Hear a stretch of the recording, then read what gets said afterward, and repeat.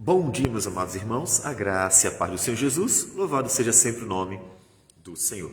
A vida cristã não é um paraíso, tenha certeza disso. E o Senhor Jesus mesmo advertiu que não deveríamos esperar que a vida da igreja fosse um mar de rosas, como se todo mundo que estivesse dentro da igreja visível, ou seja, aquela que nós vemos, fossem realmente verdadeiros cristãos.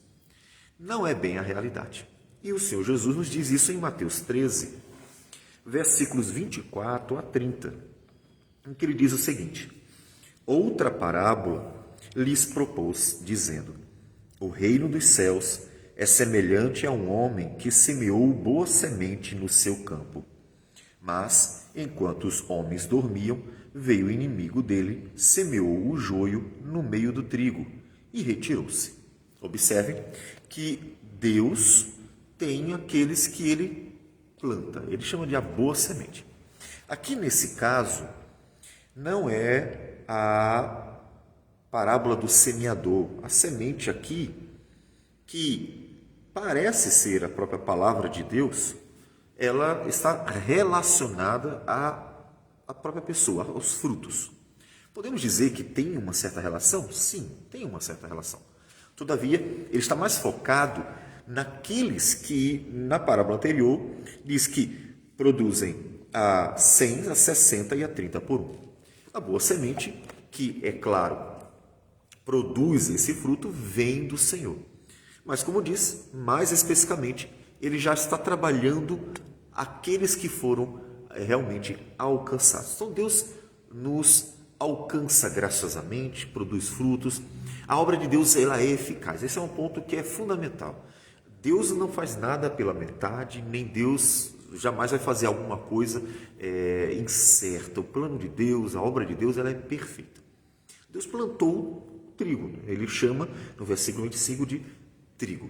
Então, ele planta o seu povo, né? Ele produz. Quando ele chamou Abraão, ele não se equivocou. Eu vou chamar Abraão, mas talvez Abraão não responda positivamente. Tudo que Deus faz é perfeito.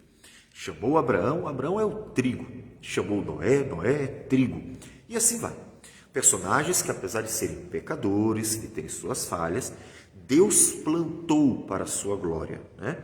Então, eles são já o resultado da obra divina no coração, pela palavra que chama, pelo Espírito que toca no coração. Deus plantou. Todavia, ainda que Deus plante sempre as boas árvores, ele diz que enquanto dormiam os homens, é claro que é uma parábola, então são figuras, né? A ideia de ser em secreto, né? Tentando fazer ocultamente. É claro que ninguém oculta os olhos do Senhor, mas aos olhos dos homens, né? E vem o inimigo e semeia o joio. Então, ali está o campo do Senhor, Deus plantando o trigo, e vem o inimigo e semeia o joio. E então, naquele campo, não tem mais só trigo. E diz o texto, versículo 26, e quando a erva cresceu e produziu fruto, apareceu também o joio. Então, de repente, sem que ninguém tivesse se apercebido anteriormente, está joio e trigo no mesmo campo. Mas, diz o texto, então vindo os servos do dono da casa lhe disseram, Senhor, não semeaste boa semente no teu campo? De onde vem, pois, o joio? Ele, porém, lhes respondeu, o inimigo fez isto. Mas os servos lhe perguntaram, queres que vamos e arranquemos o joio? Então, observe que o inimigo tinha o propósito de acabar com o campo do Senhor. Então, antes de ser nosso adversário, Satanás é o adversário de Deus. Não é que ele tenha como lutar contra Deus. Satanás não pode fazer nada contra Deus, porque, como nós vamos ver, por exemplo, no livro de Jó, Satanás aparece diante de Deus e tem que pedir permissão para tudo. Por quê? Porque só existe um Deus. Às vezes as pessoas tratam como se existissem dois deuses, que é uma filosofia oriental, né? O bem e o mal sempre em igualdade, para dar uma ideia de equilíbrio. Isso não existe, tá? Inclusive, não haveria nenhum equilíbrio se o mal fosse igual ao bem. Haveria só guerra, Porque se são iguais e são opostos, eles estariam sempre em constante conflito. Isso faria com que o universo fosse um caos, uma guerra constante entre bem e mal. Então, é uma filosofia que, inclusive, não é bem raciocinada. Na verdade, Deus, é único. A única forma do universo ser harmônico e ser possível a vida, né, e a história, inclusive, a esperança, é porque existe um único Deus. E Ele é bom, é santo, é justo, é fiel, é verdadeiro. Então, não existe, obviamente, um conflito com Ele. Ele é único, né? Então, Satanás pode até querer, tentar detestar a Deus, planejar o mal, mas ele é só uma criatura. Isso é importante para o cristão, porque isso traz conforto. Às vezes o cristão está morrendo de medo de Satanás. E Jesus disse, olha, não temam aqueles que podem matar o corpo. Na verdade, Satanás nem isso pode, a não ser que Deus permita, por algum propósito, como em Apocalipse capítulo 6, e que Satanás está usando o imperador romano, que chamaram de besta, para ser o destruidor da igreja. Então ele está usando o imperador, né? Satanás está usando para destruir a igreja, fazendo mal, e pressionando, e matando cristãos, e torturando. E tudo isso é obra do maligno, sim. A Apocalipse diz que está por trás do imperador, mas ele só faz porque Deus tinha um propósito. E aí, por isso, aqui no capítulo 6 de Apocalipse, nos é revelado que o anjo do Senhor diz para os que morreram, que estavam esperando a justiça divina, eles calma, até que se cumpra tudo que Deus quer. Então observe que Deus tem um plano. Deus tem um plano. Então, portanto, a igreja é confortada com a certeza de que Deus é único e Ele tem um plano. E é bom, inclusive, que ela saiba também que todas as obras malignas dos homens tem um maligno também por trás. Então nós temos duas malignidades, né? Nós temos a malignidade, que é o pecado no homem, o ser humano é pecador, e nós temos a malignidade, que é Satanás. Então não importa se as pessoas estão dentro ou fora de uma instituição chamada cristianismo, e aí a gente pensa nas denominações, até mesmo as igrejas locais. Toda maldade tem por trás uma malignidade. Quando Jesus repreendeu a Pedro, porque Pedro chegou para Jesus e disse, Jesus, não vai acontecer nenhum mal ao Senhor, quando ele falou da crucificação. E Jesus se voltou para Pedro e foi muito objetivo, arreda Satanás.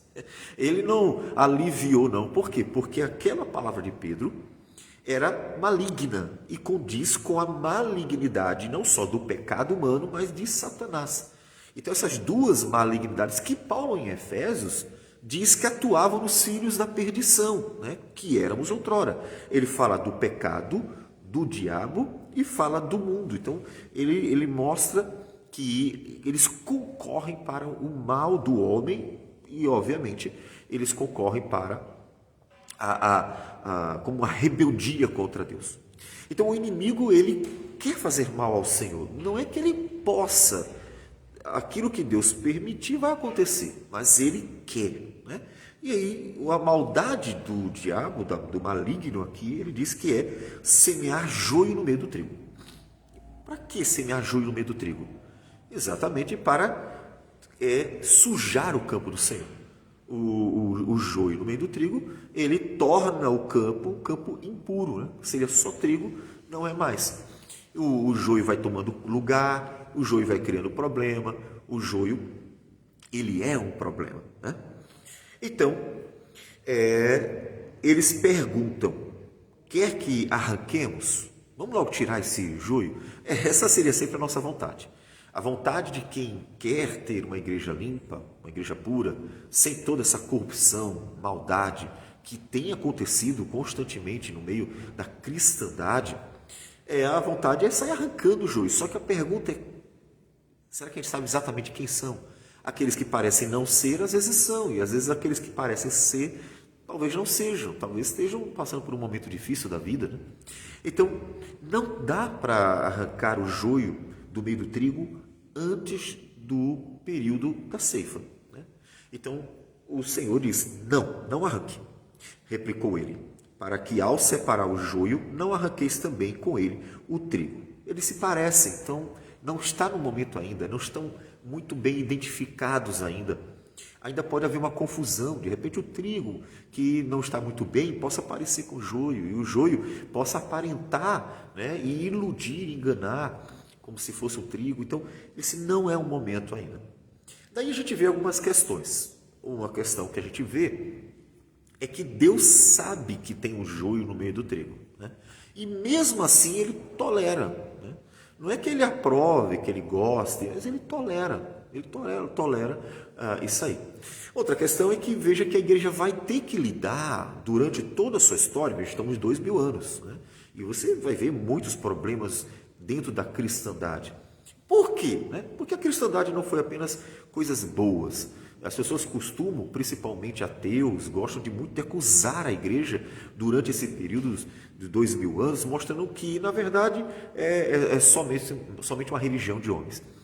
Que, apesar de ser feita por homens, ela é a igreja de Deus. E apesar de ser a igreja de Deus, ela tem problemas. Por quê? Porque, de um lado, os homens cristãos são pecadores, mas de outro tem um problema mais sério, que é, no meio do trigo está o joio. Então a igreja tem que lidar com ele, tem que aprender. E aí é importante que o cristão, inclusive de uma igreja local, saiba disso. Por quê? Porque ele vai ter que lidar com isso. A gente está lidando com isso o tempo todo. Grupinho secreto, escondido, pessoas que acham que são melhores que outras, arrogância, inveja. Meu chapéu, tem de tudo que você imaginar. Então, o que a gente faz? Lembre-se que o Senhor sabe quem são, cada um. Então, cada cristão tem que ser advertido. Olha, na igreja local, nas denominações, na cristandade como um todo, tem joio com trigo. Então, você precisa saber disso, porque vai ter um momento que você vai ver alguém, e não se escandalize não, pode ser só um joio. A gente vai ter que tratar no momento certo, do jeito certo, pedindo a Deus sabedoria, tudo certinho. Para quê? Para que Deus seja glorificado. O bom de ter paciência é exatamente isso, é que a gente não erra no nosso julgamento e termina arrancando um trigo no lugar do joio.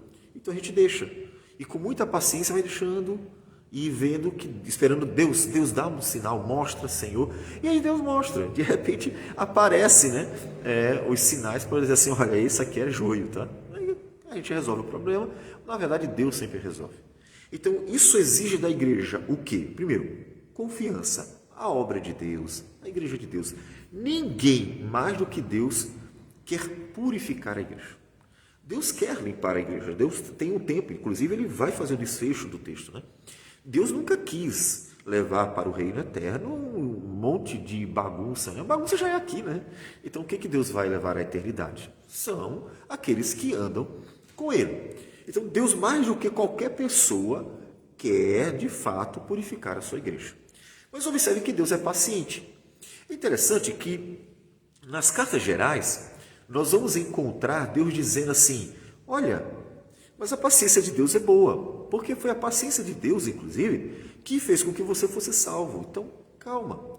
É a paciência de Deus que permite ao trigo, àqueles que realmente ele plantou, que se arrependam, que mudem. É a paciência de Deus que opera em nós a santificação também, porque Deus vai tendo paciência e o Espírito vai agindo. Então, no final das contas, a paciência de Deus, ela é boa. Eu sei que ela, às vezes, pode fazer com que a gente fique meio impaciente por causa da realidade presente, né? Às vezes você vê assim, poxa, o negócio está terrível, está terrível. O covil de salteadores. Então, mas calma, no tempo certo Deus vai fazer a obra. Essa confiança ela é fundamental. Deus no tempo certo fará. Então, o que você precisa ter? Paciência. Vai ter que conviver com o joio durante o tempo que for necessário. Então, o trigo precisa ter paciência. Mas o joio no meio do trigo tem uma coisa boa também. Sabe o que é bom do joio no meio do trigo? É Paulo quem diz, inclusive, na carta aos Coríntios. Já ali, quando está falando da ceia do Senhor. Ele diz que essa presença do joio no meio do trigo, que é as confusões que estavam acontecendo em Coríntios, elas ajudam a realçar os fiéis. A mostrar, aquele é um homem de Deus, aquela é uma mulher de Deus. Vejam como suporta, tem paciência, como Deus está trabalhando a vida, como Deus está operando. Então Deus usa o joio para trabalhar o trigo. Considere isso como positivo. Eles vão incomodando, vão tirando a paciência, são maus e vão criando todos aqueles problemas que eles sempre criam, mas isso é bom para a gente. Por que é bom? Porque Deus usa eles para trabalhar nossas vidas. Aí no tempo certo Deus vai cortá-los, né? Mas enquanto não corta, é um instrumento positivo para a gente, porque eles nos desafiam, né? A gente ser firme, perseverante, não desistir e colocar a vida diante do Senhor. Deus vai santificando nossas vidas, vai trabalhando, vai fazendo com que a gente seja fiel a Ele e não abra mão, não se venda e assim por diante, né? E Deus vai trabalhando a sua igreja por meio do joio, porque o joio incomoda, o joio desafio, né? Você quer ter paciência? Nada melhor do que alguém que tira a tua paciência, né? Então, o joio termina tendo um propósito no meio do trigo. E isso a gente vê na Escritura. Deus pega males e transforma em bênçãos para o seu povo, para o seu povo. Isso sempre acontece na Bíblia. Deus pega a maldade dos homens, a maldade de Satanás, pega os males e vai transformando em bênçãos, mostrando que Ele é infinito em sabedoria, mostrando que Ele é poderoso para operar a despeito dos homens e assim por diante. Então, paciência. E enquanto isso, vai orando. Porque Deus está ciente de tudo. Deus sabe de tudo. Deus vai operar sim. Mas aí ele diz, deixai-os crescer juntos até a colheita. Então, até quando? Até o tempo da colheita. Então, paciência. Então, a cristandade, a igreja como um todo, a igreja visível, ela é marcada por joio e trigo, né? Dentro da igreja visível, vai ter tirano, vai ter gente que acha que é melhor que o outro, vai ter gente que vai criar problemão. Nós temos, como disse, 2000 anos de uma igreja que é sofrida, passando por muitos problemas. Ela não só é sofrida porque foi perseguida de fora para dentro, ela é sofrida porque dentro muita gente cria problema mesmo, porque acha que são deuses da vida, né? Então, Deus diz assim, espere. No tempo da colheita, direi aos ceifeiros, ajuntai primeiro o joio, atai-os em feixes para ser queimado, mas o trigo recolhei-o no meu celeiro. Então, vai ter um momento que Deus vai separar. E aí o texto termina nos alimentando a esperança, né? Bom, de um lado ele diz assim, tenha paciência, calma, a exortação. Você precisa esperar. Deixe que Deus, no tempo certo, vai fazer todas as coisas. Você precisa confiar em Deus, você precisa continuar aguardando o tempo certo. No tempo certo, Deus fará todas as coisas. Então, tenha paciência. Em segundo lugar, ele diz assim, tenha esperança. Vai ter um momento em que sim, a igreja será só a igreja do Senhor. Pura, bonita, uma igreja que realmente não vai ter falcatrua, corrupção, a politicagem, não vai ter essa mentira, maledicência, imundícia, não vai ter nada disso. Não vai ter pecado, não vai ter imoralidade, não vai ter nada disso. Vai ser uma igreja limpa, uma igreja pura. Quando isso acontecer, desfrutaremos da paz e da harmonia para sempre. Até lá temos paciência, né? Então, continue perseverando. Se você olha para a igreja e diz assim, poxa, cara, nem dá vontade de ficar dentro de uma igreja porque a parafernália está grande. A gente vai dizer assim, olha, entendemos, os dias são maus, a apostasia está imensa, a corrupção está de um tamanho descomunal, mas tenha paciência, lembre-se que vem o joio e o trigo. No meio de tudo isso aí, tem sim os seus fiéis. Quando Elias desanimou, disse assim, Senhor, a obra que eu estou fazendo, a pregação da palavra, não está adiantando de nada. O que foi que Deus disse para ele? Guardei 7.000 que não dobraram os joelhos a Baal. Ou seja, em uma nação de não sei quantos milhões e que estavam perdidos, tinha 7.000 que estavam ali fiéis ao Senhor. Então, ânimo, continue com esses 7.000, continue louvando ao Senhor, continue servindo ao Senhor, continue glorificando ao Senhor, continue perseverando no Senhor, continue caminhando e olhando para o Senhor, sempre orando, porque a Bíblia diz, a mim me pertence a vingança, diz o Senhor. Deus mesmo retribuirá a cada um. Continue perseverando. Não desista. Existe um movimento dos desigrejados. Eu entendo eles, sabe? Quando eu olho para os desigrejados, eu tenho aquela sensação de, cara, eu não sei nem, às vezes, como condenar o cara que está vendo tudo o que está acontecendo, sabe o que está acontecendo e não quer mais aquilo. E aí é fácil condenar quando o cara que está condenando o desigrejado faz parte da corrupção da denominação, faz parte da parafernália, faz parte de o covil de salteadores que tem se mostrado dentro das denominações. Então é fácil condenar um cara que saiu, quer ficar fora porque não aguenta mais. Então a gente entende. Então a primeira coisa importante para um desigrejado, eu entendo você, eu entendo como você sofre os danos, você sente os danos disso. De outro lado, diz assim, cara, não é a solução. Porque Jesus já tinha dito para você que no meio da igreja estaria o joio e o trigo. Então você foi avisado. Ninguém diz, Jesus nunca disse, olha, ser cristão vai ser só um mar de rosas, tudo vai ser perfeito, nenhum problema vai acontecer, você só terá o trigo. Jesus nunca disse isso. Isso é uma coisa maravilhosa. Jesus sempre foi muito transparente, muito verdadeiro. E ele nos advertiu isso. Logo, o que ele quer? Que você tenha paciência. Então, em vez de você sair da igreja do Senhor, lute contra a corrupção, persevere firme, continue andando com o Senhor, ore acima de tudo, porque Deus é poderoso para intervir e fazer o que é necessário para impedir, minimizar, acabar com o mal dentro do corpo de Cristo, né? Então, persevere, não desista. O movimento dos desigrejados não é uma solução para a igreja. Lembre-se que Jesus não diz, saia dela. Em nenhum momento das exortações de Jesus, Jesus diz assim, olha, vai ter um momento que vai ficar tão ruim, saia da igreja. Ele nunca diz isso. Ele sempre diz, persevere, tenha paciência, continue, não desistam, firmes. Apesar de tudo isso, não desistam. Por quê? Porque o Senhor, Ele é poderoso para cuidar dos seus. E Ele está cuidando. E você tem que confiar nele. Você não tem que confiar em mim ou em outra pessoa qualquer por ser pastor. Você tem que confiar nele. Então você olha para ele e diz assim, Senhor, eu vou continuar apesar de tudo. Apesar de tudo, eu vou continuar. É claro, você estará no lugar que estiver, pelo menos, pregando a palavra, né? Hoje nós temos muitos lugares que nem a palavra pregam. Então, aí está complicado, né? Porque aí não dá para chamar de igreja um lugar desse, né? Mas, se tratando de uma igreja local mesmo, em que a palavra é pregada, persevere. Vai orando ao Senhor, Senhor, está vendo, não dá, assim não dá. É difícil a gente se alegrar no meio de irmãos quando o negócio está desse jeito, né? Então, não desista. O Senhor avisou, vai ter o tempo certo. No momento certo, Ele corta. Até lá, continue perseverando firme, porque Ele é o Senhor da obra. Não é o presidente da sua denominação, não é A, B ou C, não é aquele grupinho secreto que acha que domina e que é o crivo de uma denominação, porque são eles que determinam o que é certo e errado, e assim vai. Não é. Nenhum deles. Jesus continua e sempre será o único Senhor da igreja. Ele permanece sendo. Então, continue orando para Ele e diz assim, Senhor, vê o que estão fazendo com a tua igreja. Roubaram do Senhor, tomaram do Senhor. Então, Senhor, continue ajudando-nos a perseverar e que o Senhor opere no meio dela. Então, não desista. E é assim que a igreja vai vencer.